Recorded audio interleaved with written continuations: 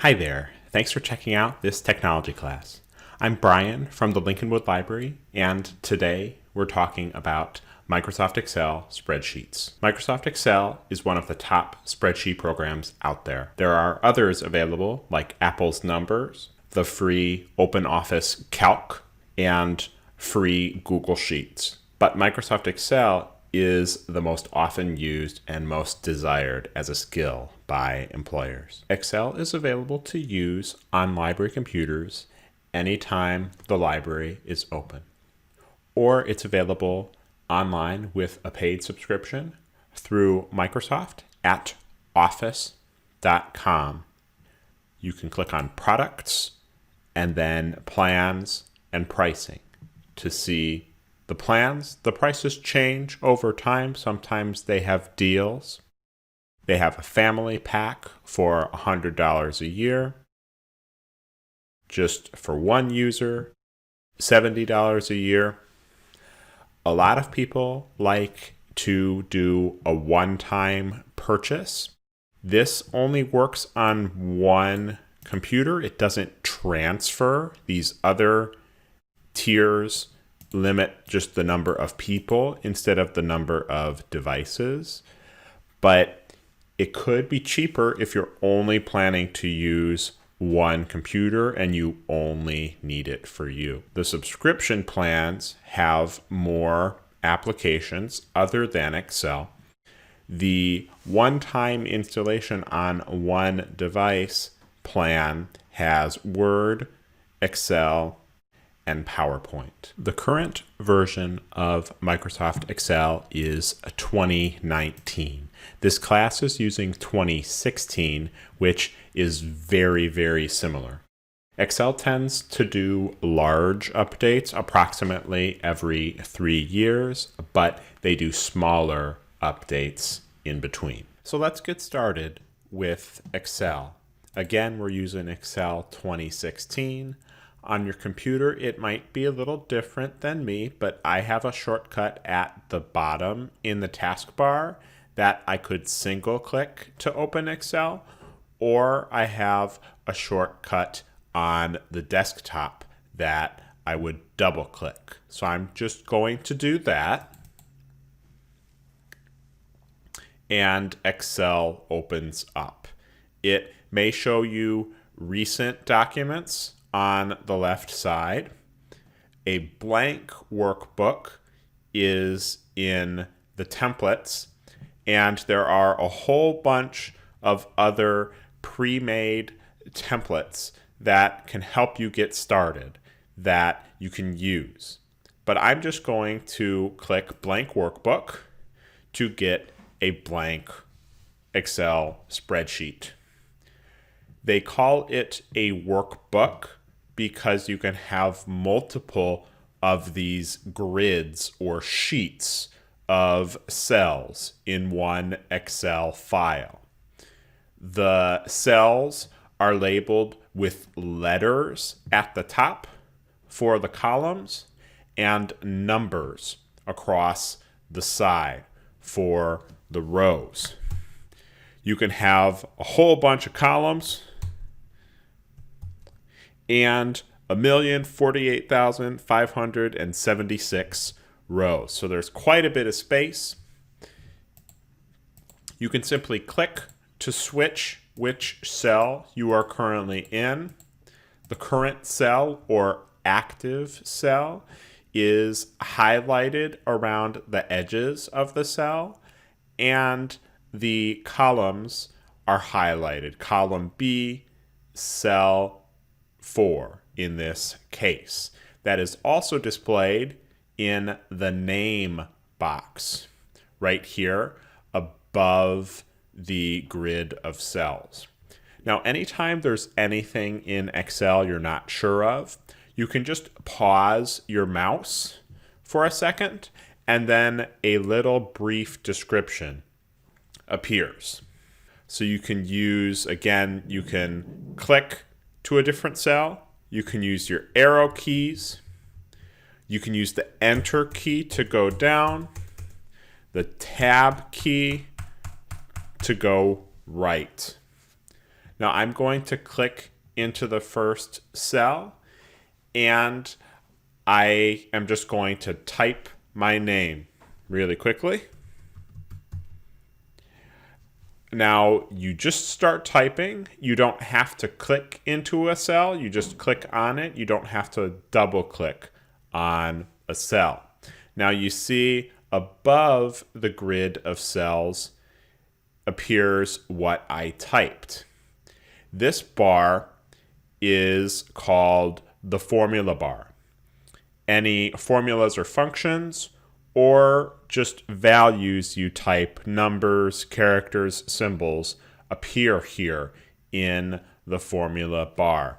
Now, to formally tell Excel that I'm done editing this, I have to hit Enter or Tab, which I'll do.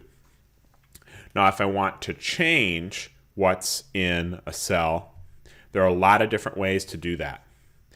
First, you want to go to that cell to make it active. And if you're a fast typer, the easiest way is just to type over something. That's the easiest way to change the value of a cell in Microsoft Excel.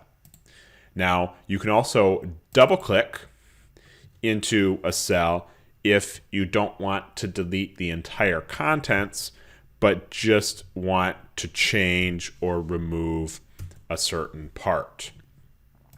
Now, you can also click into the formula bar as well to enter that in. So that's super basic entry of information in Excel. I want to take a look other than the grid of cells kind of around the perimeter of the program to show you what's going on. So earlier I showed that Excel has a whole bunch of cells, up and down rows, and a whole bunch of columns. Now by default, it displays until about column W and maybe about 30 rows, depending on the size of your screen. On the right edge and at the bottom are scroll bars that you can drag if your spreadsheet has exceeded what you can see on your screen. You can also just use your arrow keys to navigate up and down and left and right around. And you see the scroll bars are adjusting as I move. Now, if you don't want to be doing that a ton, in the lower right corner, there is the ability to zoom in and zoom out. By default, it zooms to 100%. I could click the minus button a couple times to zoom out. I see a lot more cells zoomed out 2 levels, but they're a lot smaller. So maybe I want to zoom back in. I can use the plus to zoom back in. I'm back to 100%. If I want to make things even larger, I can plus in. And Excel lets you know where you are, and you can go back to the default, which I am going to do. Just next to that, there are the view modes. You can see how it's going to look on a printed page in page layout. You can see page breaks, but we don't have much content yet. Most people use the normal view by default. And this dotted line shows us the edge of a printed page. Now at the top of the screen, above the name box and the formula bar, is what's called the ribbon. Now, if you're familiar with maybe PowerPoint or Microsoft Word, you might be very familiar with the ribbon. The ribbon has most of the controls for most things you do in Excel. You start off by default in the Home tab, which has most of your everyday controls. The Insert menu has buttons related to making formal tables, putting pictures in, doing charts, and a whole bunch of other media and content that you might want to insert. Page layout allows you to change the look and feel of your spreadsheet and help adjust it for printing. The Formulas tab helps you use formulas and allows you to manage variables you've defined and is a more advanced section. The Data menu allows you to filter and sort and import and manage data. The Review tab helps you if you need to protect or add comments or do ABC spell check. And View is very similar to the views at the bottom of the screen. Allows you also to zoom and some other advanced commands. To the right of that, there is a new Help menu. This is one of the major changes from Excel 2013 to Excel 2016, and this has been maintained in 2019. We've just gone through a lot of these different tabs within the ribbon. You might not remember where a certain button is. You can click into this box, tell me what you want to do, and you see already they have some suggested ones, but I might want to find, I know there's a filter button somewhere. So I type filter, and you see they've got add or remove filters, which is something I would want to do once I had a more advanced spreadsheet. So if you found what you needed in here, you could click it. In this case, the button doesn't work, and then the button would do what you asked it to. So looking more at the ribbon here in the Home tab, each of these tabs is split up into groups. The group names are not very obvious. They're at the bottom. There's the Clipboard group, the Font group. Each group is split up by lines.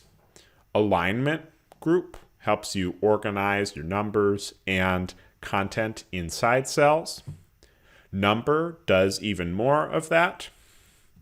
Styles, cells, and editing. Again, each of these different tabs has their different groups. Now, within each group, there are the individual buttons. So maybe I don't really need column A. I could go in the Home tab to the Cells group and delete that entire column. Now, above the ribbon, there is what's called the Quick Access toolbar, which has some buttons that are very frequently used. You've got Save, Undo, and Redo. If you go into this down arrow, you can customize this with buttons that you use frequently. But for now, I just want to show Undo. If you click Undo, it undoes your previous action.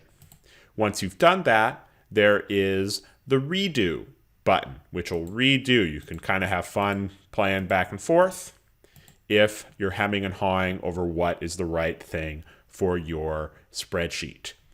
Now you can also click the little down arrows to the right of these to decide how many actions, or you can hit cancel or just click away to get out of those menus. So that is the quick access toolbar. Again, it is right above the tabs in the ribbon. Now, a special tab in the ribbon is the File tab. File takes you to kind of a backstage view of information about your spreadsheet. You can start a new spreadsheet here also, or open a different existing spreadsheet. You have the ability to print, including an integrated print preview. And you have a lot of the same page layout buttons in the print menu. The sharing options require a whole bunch of setup. It's usually just easier to save a file and then attach it to an email. Export allows you to save to different file types. You can do this much more easily in the Save menu. You can close out of the File menu with Close or the back arrow. There's also the ability to see options about your account and program options too. But right now we have not saved this file, so I want to show you that.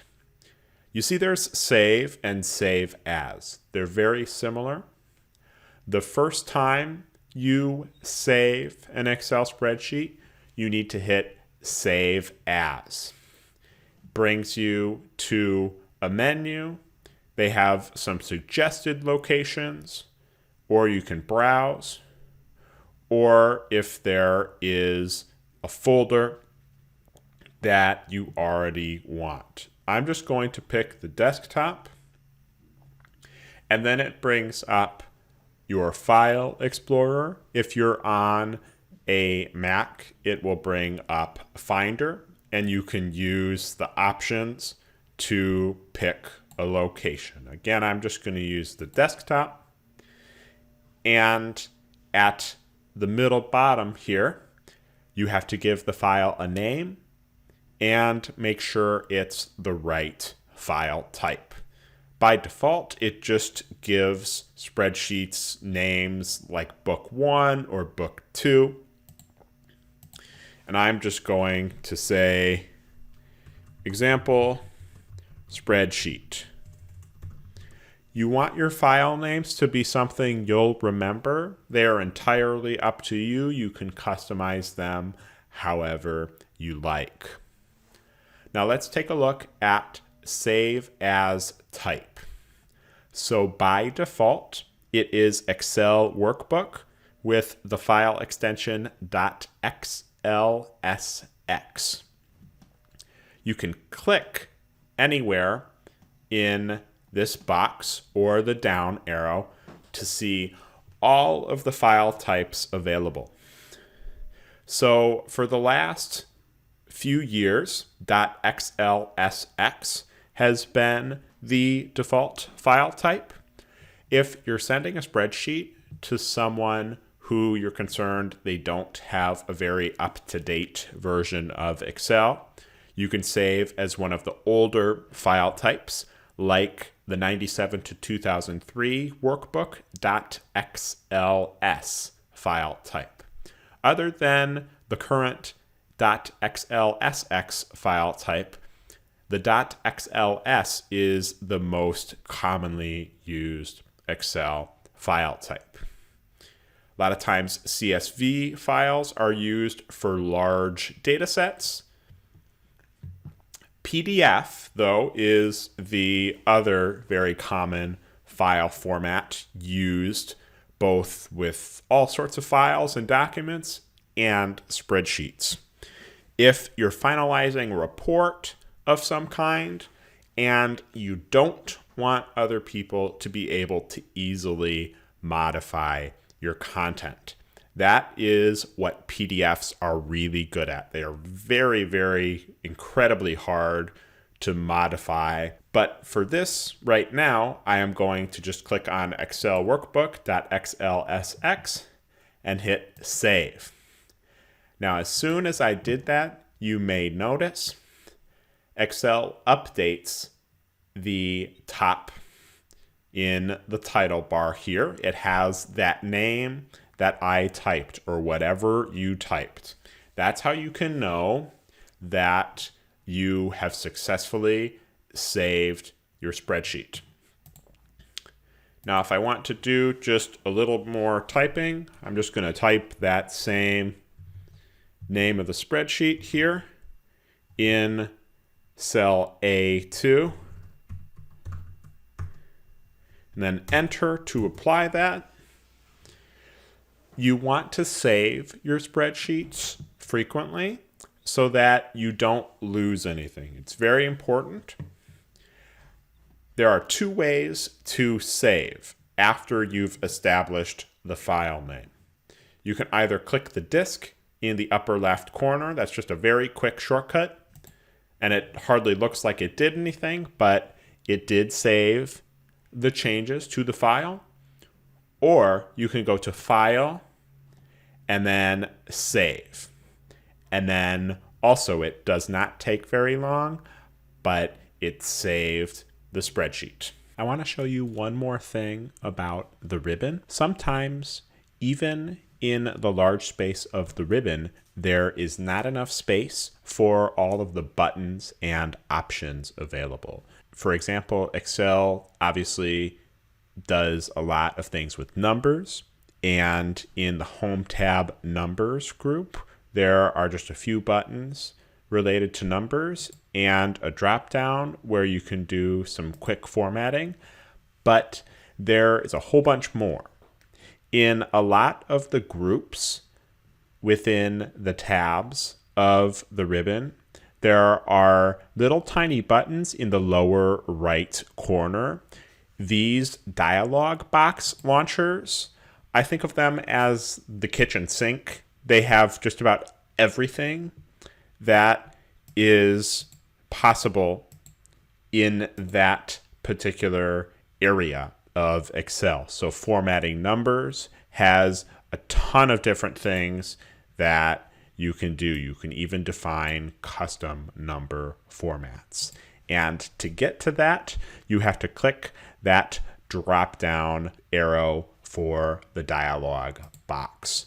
When you have one of these boxes, you can hit cancel to get out of it, or the X to get out of it, or if you actually used the dialog box launcher, after doing that, you hit OK. Excel spreadsheets have the ability to have more than one of these grids of cells. People call Excel and all spreadsheets as a generic term, but Excel calls them workbooks. And within the workbook, you can have multiple of these sheets.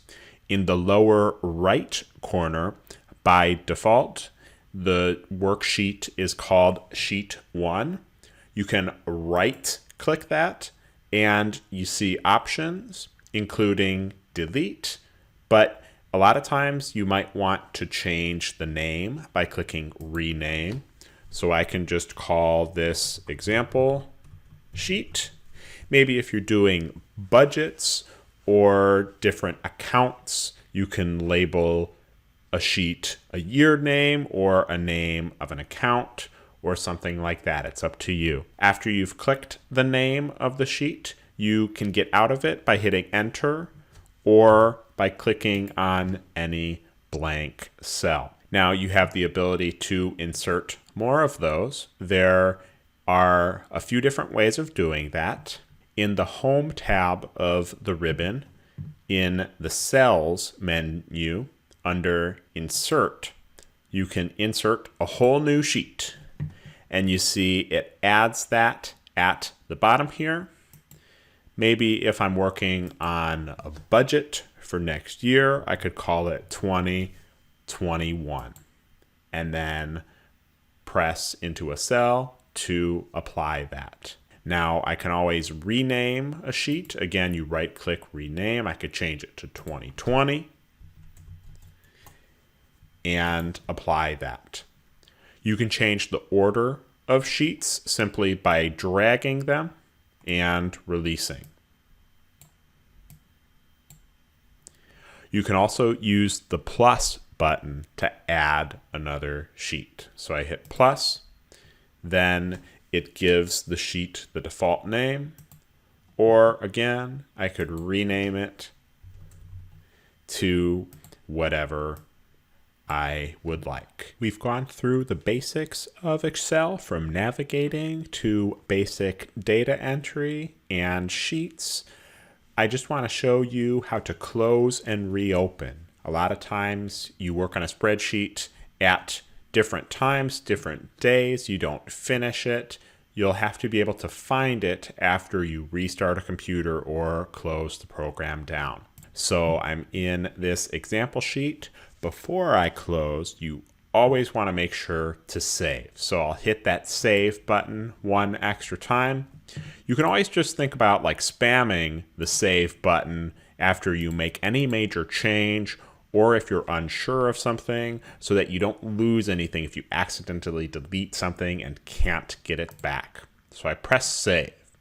Now to close out of the spreadsheet, I can just hit the X in the corner.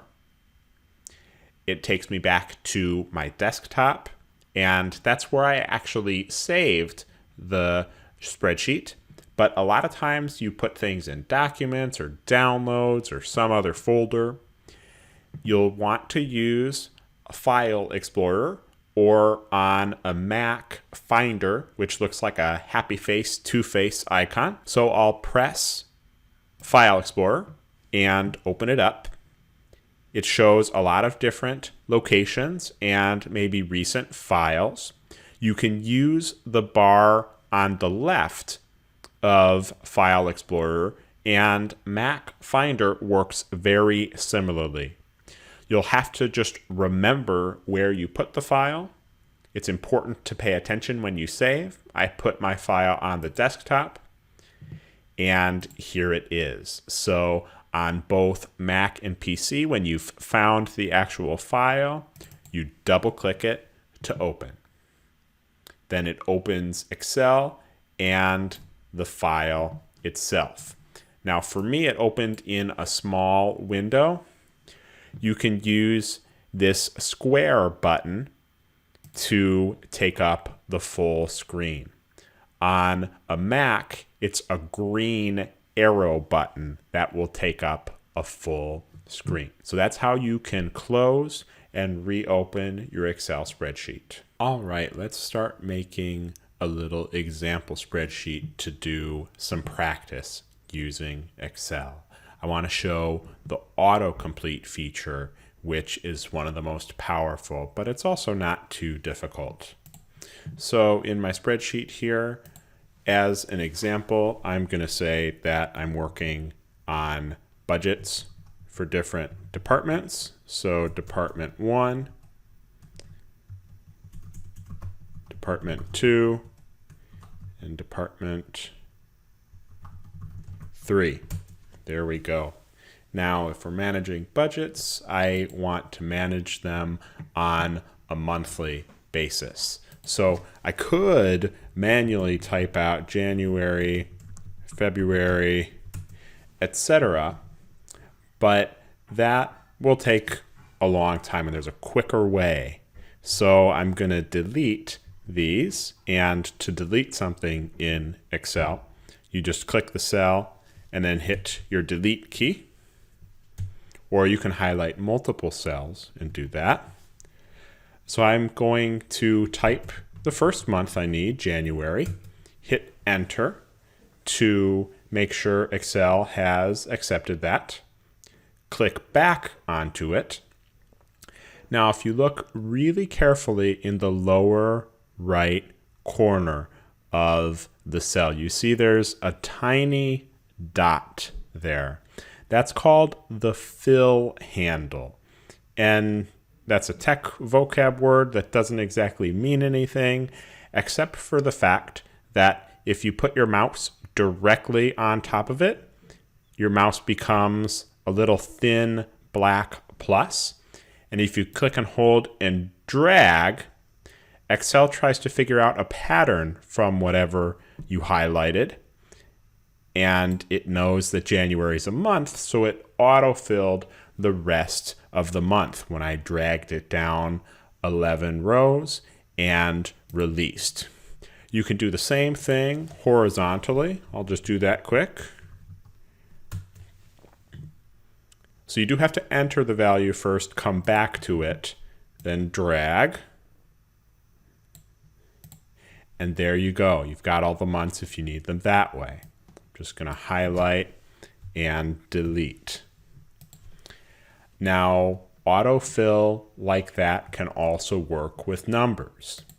Maybe the first department has a budget of $1,000 in that first month. Again, I enter the value, click back on it, then I can drag that down. So the autofill helps with typing repetitive information or information that has an easily identifiable pattern. It can help automate making multiple copies or doing the sequence.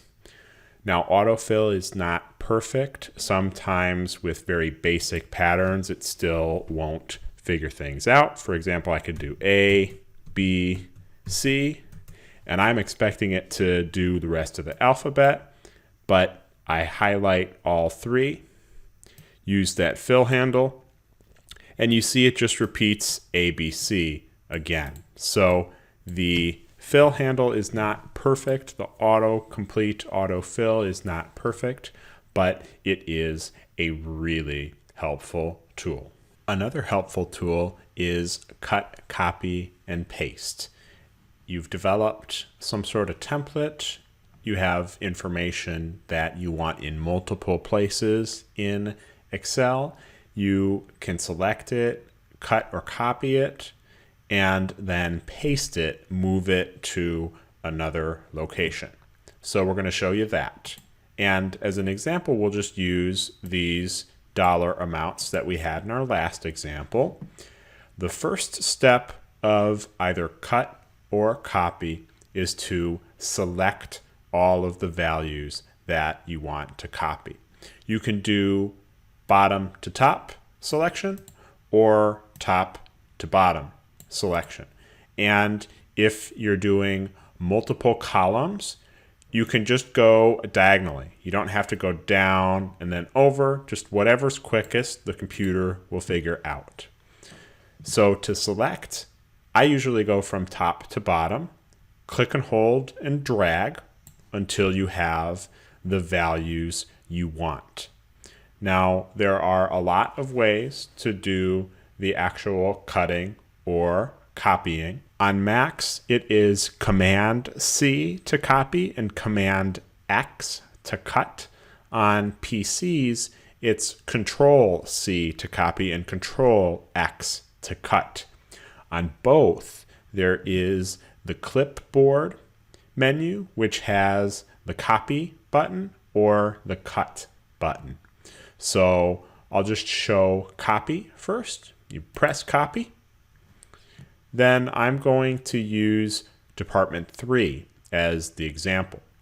Values that have been copied, you see there's kind of this blinking line going around it that indicates that's the area that is going to be used. So you can press into the cell that you want it to go to.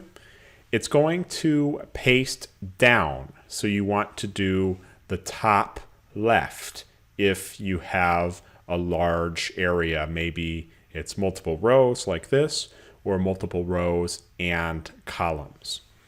Now, to paste, there are keyboard shortcuts too. Command V as in Victor on a Mac, or Control V on a PC. There is also the paste button. Before I actually use paste, I just want to show you one quick thing about it. When I hover over it, you see there are two parts to this button. The top part just does the default paste and is the same as Control or Command V. The bottom part gives special options. If you get to know Excel a lot more, these options can be very powerful. But for now, we can just press the top and it will paste that value. Now, you see the dotted line is still around that first selection. I can paste things multiple times. This time I'm going to use the keyboard shortcut and it pastes that. I will delete it. Now, as soon as you either hit delete or escape, or you kind of click away or copy something else, the area that you have copied, that line selection around it disappears. So I want to select this again. I'm going to show you cut this time. So again, you select your area. I'm going to use the keyboard shortcut this time, which is Control X or Command X on a Mac.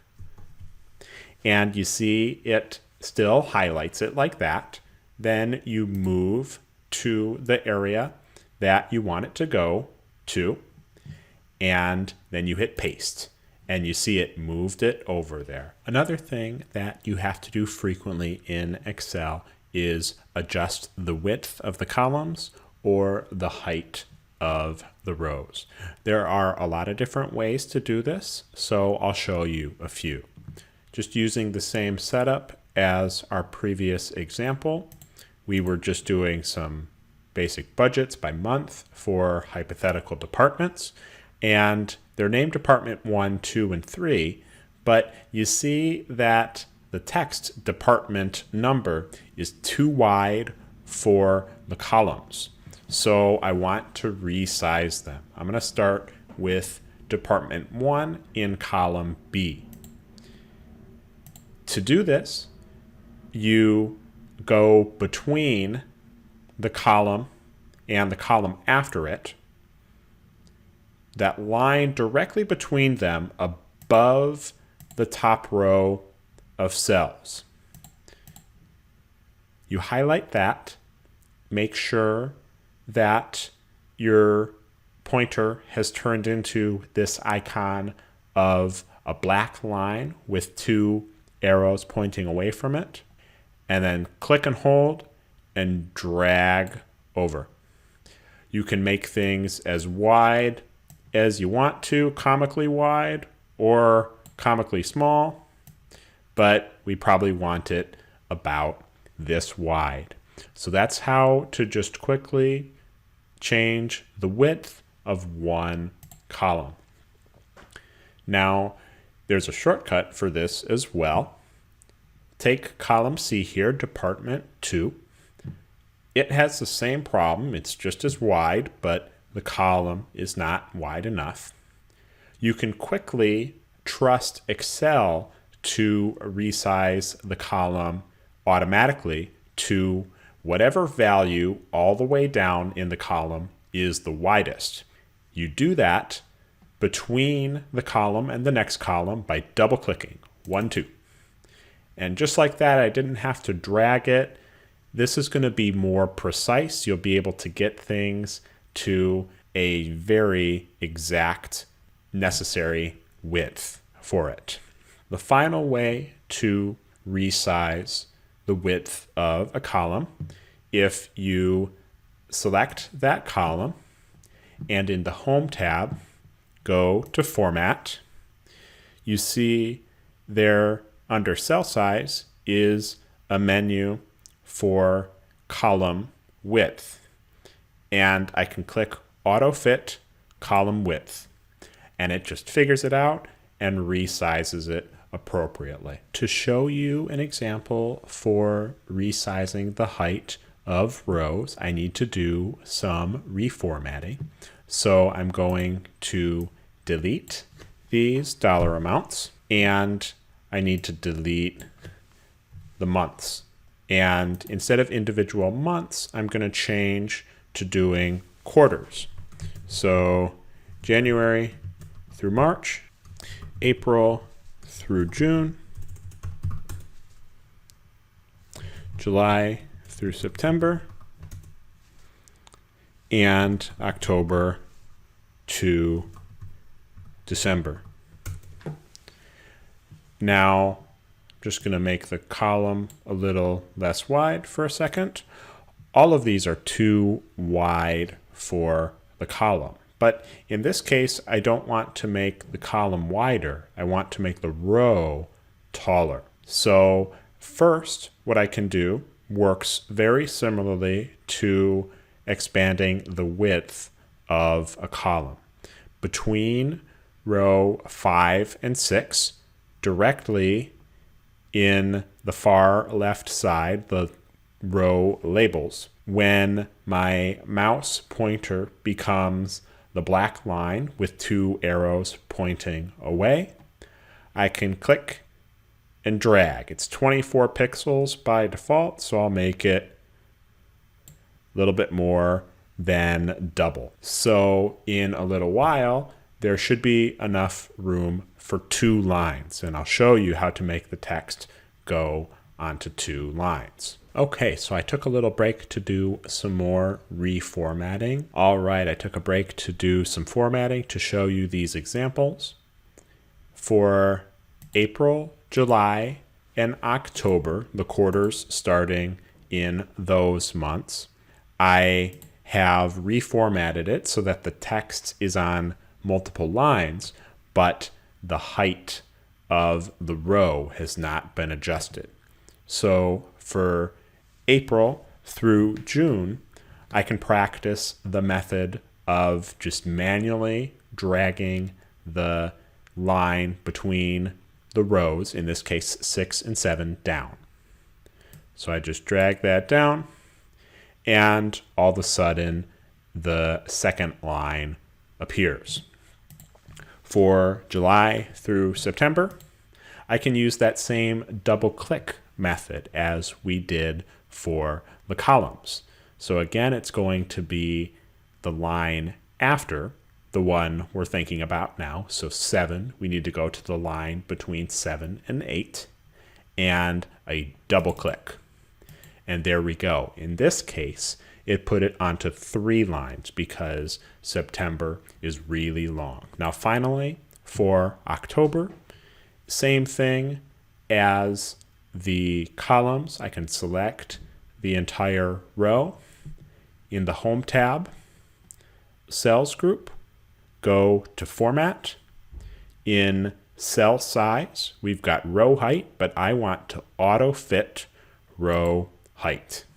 And it figures it out there. Now, the last thing I want to show you about this is how to manually split text up into multiple lines. January through March, our row is tall enough for multiple lines, but we haven't told Excel yet how to put the text on multiple lines. In the Home tab, under Alignment, this button is not the most descriptive, but Wrap Text is what we want. When we hover, it gives us a little description. So I press that, and it fixes the text for me. It puts it onto those 2 lines. All right, last thing that we're going to cover in the basics class. Next week, we have an intermediate level class. I encourage you to watch that too. It's great. But I want to show as the last thing for this class, inserting columns and inserting new rows and deleting columns and deleting new rows. So I've got this example that we've been working with, and maybe Department 2 absorbed a different department from a different branch of the hypothetical company. I want to insert a column in between column C and column D. The way Excel works for this is a little bit backwards. A lot of times we think from left to right, but to insert a column between column C and column D, we actually have to go anywhere into column D. Then the default top button of insert sometimes doesn't really figure out what you're trying to do. So I always hit the bottom arrow, and it gives us the option if we want to insert cells, insert a new sheet, or if we want to insert a whole horizontal line, a new row, or a whole vertical column. And it does this to the left. So I want to hit Insert Sheet Columns, and there we go. Now, maybe for our months, there was some sort of addendum to January through March, an extra budgetary period or something, I don't know. The same thing applies. Excel puts new rows above. So to put one between row 5 and row 6, I have to go to row 6.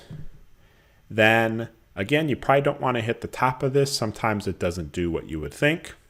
Hit the down arrow, and we're not doing cells or a whole new sheet. We want a whole horizontal row. So insert sheet rows. And there we go. I can put the extra financial period there. And I could put Department 2A into column D. Okay, we just showed you how to insert columns and insert rows. I just want to show you how to delete them as well. Deleting is much easier. I can press on a column I want to delete, press the down arrow in the Home tab, Cells group, down arrow by delete, and delete sheet columns. Very similar thing for the row. Row 6 is our extra row in this case. In the Home tab, Cells group, press the down arrow under delete and delete sheet rows. And there you go. So that is a basic overview of Microsoft Excel. We hope you enjoyed it and learned a lot. Next week, we will be covering Excel even more. On Wednesday, we'll be doing intermediate Microsoft Excel to go in more depth with formulas and a lot more Excel knowledge. Lincolnwood residents can go to lincolnwoodlibrary.org under Research and Learning Quick Links to see other resources that you can use with your Lincolnwood library cards. If you liked this video, we post other great content to YouTube. You can subscribe to our channel to see more. I hope you'll watch next week for Intermediate Excel. Let us know if you have any questions. Thanks for watching this video.